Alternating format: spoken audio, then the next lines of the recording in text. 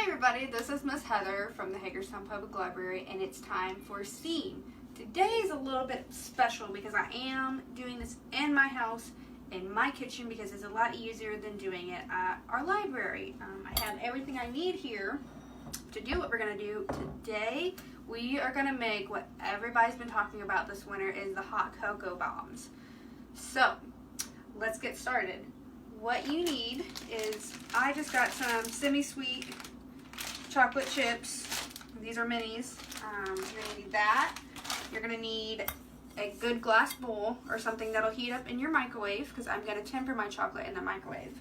You're going to need a couple spatulas. I have a bigger spatula and then kind of a miniature one, but it does have a longer handle, so it's easier to get a hold of. I got this is the silicone mold. They are spherical in shape. I got that off of Amazon.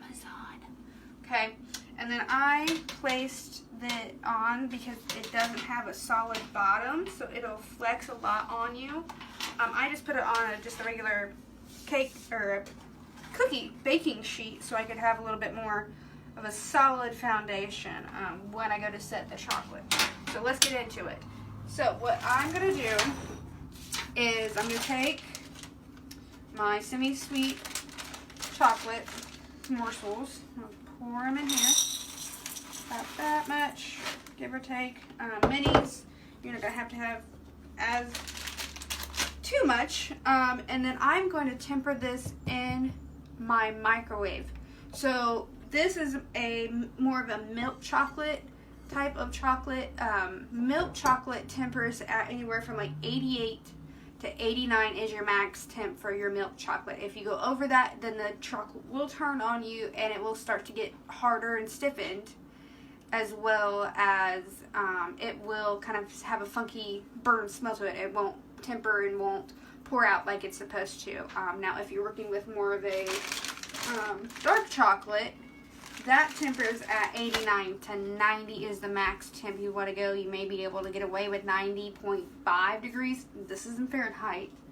At max temperature. So we're going to go ahead, put this in the microwave. I'm going to start out at 1 minute. This is how I used to temper chocolate when I worked and get the chocolate prepared when I worked at a candy shop. So I'm going to do 1 minute. Go there, and then I'm going to come back to here and I'm going to show you what the steps are and give you a little bit more chemistry about chocolate, the history of it, and we'll kind of dive into it. So chocolate was found or brought to Europe from Mesoamerica. There's the newer facts is from Guatemala, from the Aztecs, and Cortez, which he was a explorer. All the Europeans were trying to explore the new world, part of the world, and so one of the places he landed was in Mesoamerica, which is like Mexico and part of South America as well. There are a lot of ancient Aztec, Mayan, Inca villages and tribes through that area, and he first had what was called more of a chocolate drink. It was something they drank instead of ate. It was a fermented type of drink that they thought that the gods gave them from the cacao beans. So let's check our chocolate. Okay, so this is the kind of consistency you want. It's a little hot at the bottom, but it's good enough to touch at the top. I'm going to use this. So I'm going to mix it up. So we've got some melting happening here. The more you mix, the more the heat will be dispersed. But it still needs some melting, because you can still see it's a little still hard, and you still have some morsels in there you can plainly see. So the next step you want to do is you're going to do it in 30-second intervals, because if you do it for more than 1 minute, you risk the being able to burn it without you knowing it until you open up that microwave, okay? So this is what it's going to look like right now after the 1 minute mark. You're going to put it in your glass bowl that's microwave safe for another, let's do 30 seconds. And that 30 seconds is an important interval so you don't burn your chocolate. That's very, very key and important. So starting out, Cortez of Spain is the one I'm talking about that was explorer, and he actually had the rumor and some of the accepted stories and factoids are he had it with King Montezuma, which is a very famous Aztec king of that time. So they thought that, like I said, the Aztecs and the Mesoamericans thought that the chocolate and the cocoa plant that the chocolate comes from the seeds, they thought it was from the god of wisdom. It was very highly used and thought it was very blessed. And at some points in this time frame, cocoa seeds that break down and you can make into this kind of chocolate, it actually was used as currency. So we use cash and coins as currency. They would actually trade one cocoa bean for a chile to make and cook with. They have also found even further back than the facts I was reading. Some of the other facts were that it was either further back when they were using cocoa. So you want your consistency kind of like this, a little bit stiff, but you have it's very manageable and easy to spread around. So I'm easy to go like this. So that's a good texture. It's a good temperature. I just know this just because I know how to temper chocolate, and it's something that just comes naturally to me. Like I said, 88 to 89 is your max temp. And I'm going to do this. So I've already got one hot chocolate bomb made, but I wanted to show you the process of it. So here's how they look when you put them in your form, and then you get to take them out. So if you have a good temperature and temper on your chocolate, it will actually have a natural shine to it. You don't have to add any kind of paraffin spray or anything like that. It will have a natural pretty shine to it. And I will warn you, my house is about 73, 74, because I'm tiny and get cold easily. If you leave this stuff out very long, because it is kind of a thinner way I spread the chocolate in the molds, it will start to melt a little bit, and this is kind of an extra treat you get. So I'm going to go ahead and take one of my empty molds here. This is kind of a leftover from making this. I'm going to take this, and I'm going to change it around so I can reach it with my left hand and do what I'm supposed to. So there are between 300 and 500 different chemicals that go into chocolate they have discovered so far. So the first, one of the first chemicals is, so before I tell you that, I'm going to do this, put a little bit at the bottom here, and you want to be able to have it evenly coated around the sides here. So I'm going to do that. Take my little spatula, okay, I'm going to take it and spread it around on the sides, okay. You wanted a good even coat around on each side, okay. Okay, let's see here. Good even coat. And the bottom's really, you have to get a good chunk from your bottom as well. It doesn't have to look perfect because on the inside, because you're not going to really see the inside, you're going to cover the inside with stuff, okay? Okay, I'm going to get me a little bit more here at the bottom. So it'll look like this, you know, just kind of make sure you don't have any such thin spots. I'm going to dip into my chocolate here. I have a thin spot right here. I'm going to cover, I mean, with this mold, you're able to see what is covered and not covered. It's kind of a look and feel process, okay?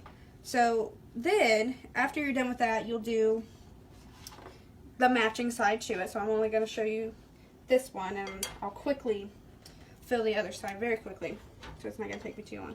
So the chemicals that are found in there are theobrine, which it is actually a natural cough medicine, but you cannot take too much of it if you take the pure chemical form, because it will cause, or eat too much chocolate, it can cause nausea, shakiness, and dizziness too as well. I mean, if you eat too much sugar, what do you expect to happen, right?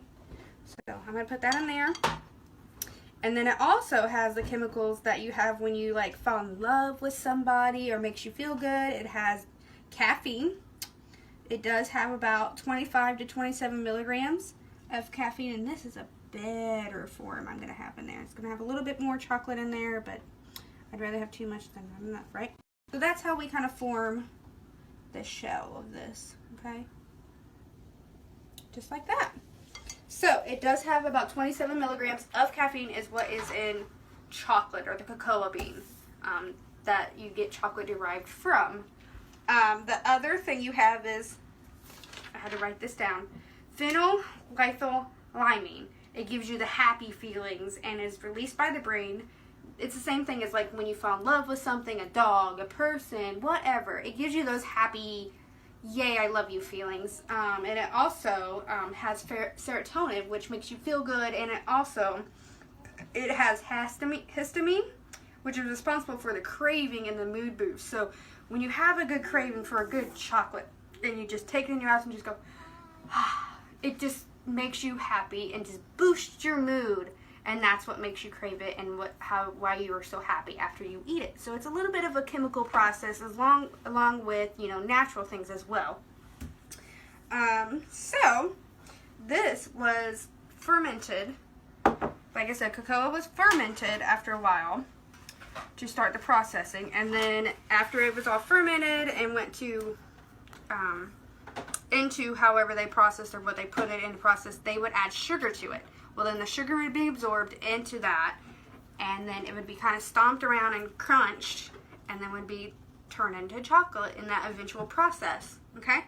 So, I'm going to show you what I did with this in just a half a form. So, I've got some hot chocolate mix, or hot cocoa mix, and then I've got some marshmallows that came with it. It's just Swiss Miss. You can get dollar store, whatever, it's the same process, right? But these are pretty colorful. So I'm going to take my packet, okay? I'm going to get a little bit of powder residue from it. And I'm going to use about a quarter to half of the packet. Go like that, and fill it up.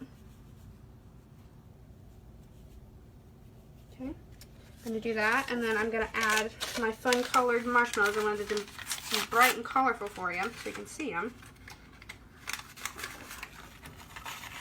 I get the fun, kind of Lucky Charms kind. It was fun and colorful. I'm going to put those in there, and then I'll end up just, you know, filling the rest up with the hot chocolate. And you don't have, like I said, you don't have to have the whole packet. You can even use cocoa powder. It's just a powderized form. Same thing, they use it for hot chocolate anyway. I'm not going to use a whole packet. I only use like a quarter to half of it, because you already have enough chocolate as is that it's going into. So, the other fact you can learn and need to know is, like I said, with some chocolate, you will get a really good shine on it if you have tempered it right. If not, it will be called what the process is called bloomed, which that means when you get a chocolate bar from somewhere and it looks kind of a gray and kind of hole, like it's got holes kind of poked in it, that means either the temperature where it was stored got too hot too quickly, cold too quickly, and that means that the chocolate was able to bloom, which isn't a good idea, but it's not going to hurt you. It's not going to change really much of the flavor of your chocolate. It just means that there was a temperature fluctuation, okay? So the other thing is that humidity will also make it bloom. If you have too high of a humidity when you're making chocolate, it won't form right. It won't set right and cook right as well. It will start blooming immediately, because there's too much moisture in the air. Is what humidity is, the moisture that's in the air. So when you make chocolate, it has to be quite a bit cooler than what my house is right now. I just cheat and I set it, temper it in the microwave, and then I put it directly into the fridge. You can put it into the freezer, but it may bloom if you do that in too quick of a fashion. I just set it in my fridge after it's kind of sat and partially hardened. So, yeah.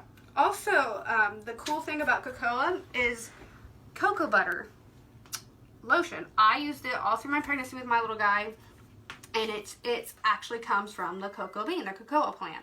So, there's a lot more cocoa and cocoa and things that you don't really think of and process. There's a lot of things you can do with those beans. So I'm going to show you this that I've already pre-done. This is the hot chocolate bomb I've made. So it is a milk chocolate, and then I dredged it or decorated it with a darker chocolate, and I just used a 53% cacao dark chocolate morsels. And then I just, while it was wet, I put it in here and tempered it in my microwave. Dark chocolate, you got to be really careful because it will burn very easily. It's very, very temperamental. It has to be 89 to 90 maximum. There's not much flexible temperature you have to have with it. But I warmed it up, got it to temperature, and then while it was wet, it'll come out of my nozzle here, kind of like a ketchup bottle nozzle. And I just drizzle it on there, and then I just used just simple cookie sprinkles or cupcake cake baking sprinkles. That was it. And then when I post this, I didn't feel like eating. I did get a little bit of a hole because it's getting too hot. Like I said, Miss Heather's not perfect. This was the first time I made it. I'm sure yours isn't going to be pretty, or it might just be pretty and you're really good at it. So I'm going to do another video after I make it in the next morning. I'm going to make me some warm milk. Use my microwave again. I love my microwave, obviously. And then I'll show you what it's supposed to do, what everybody's talking about, and video that. Okay? So, just so you know, this is the end of this video. The hot chocolate bomb steam, whichever this one comes from, will be on our cart across from the circulation desk. It's on the top level. The second level is last week's project, and the very bottom, the third level, is all the project from the previous weeks. I'm going to start go through those and see what all needs to be weeded out. But I hope you guys enjoy this, and stay tuned for the second part of this video to see how this explodes. Bye guys.